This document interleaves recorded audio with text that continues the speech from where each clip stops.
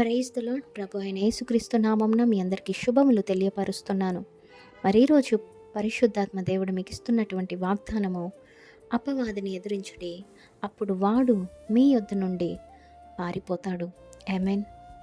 మరి ఈరోజు ఎంతమంది అపవాదిని ఎదిరించేవారుగా ఉన్నారు?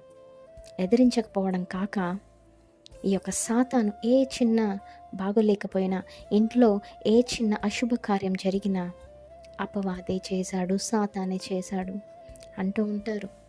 Okay, I agree. బట్ ఏంటంటే తెలుసుకోవాల్సింది సత్య సువార్త. ఇక్కడ పరిశుద్ధ గ్రంథం ఏం చెప్తా ఉందంటే, నేను జయించిన ప్రకారం మీరు కూడా జయించమన్నాడు. అంత మాత్రమే కాదు, భూమి మీద మీరు ఏది బంధిస్తారో పరలోకంలో అది బంధించబడుతుందంటుంది పరిశుద్ధ గ్రంథము.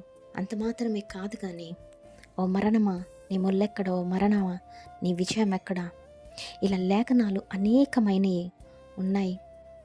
మరి ఎందరైతే దేవుడిని అంగీకరించి ఆయనకు లోబడి ఆయనను సొంత రక్షకుడుగా నిజ దేవుడిగా అంగీకరించి ఉంటారో, ఎందరైతే రక్షణ కిరీటాన్ని పొందుకొని ఉంటారో, వారందరికి కూడా దేవుడిచ్చిన గొప్ప శక్తి ఏంటంటే అపవాది మీద ఎదిరించడం, వాటిని పారద్రోలడం.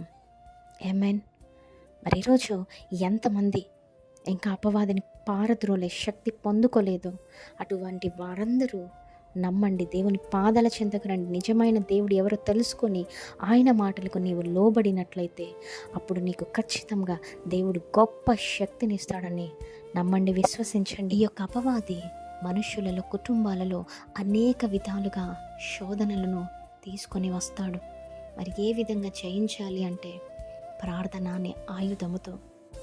నీవెప్పుడైతే ప్రార్థన చేస్తావో నీ శోధనలను బట్టి ఖచ్చితంగా నీకు విడుదలను దేవుడు దయచేస్తాడు, సహాయం చేస్తాడు. ప్రతి ఒక్క అపవాది నుండి యేసు నామమున నీకు విడుదల కలుగునుగాక. Amen. Praise the Lord. Have a great day.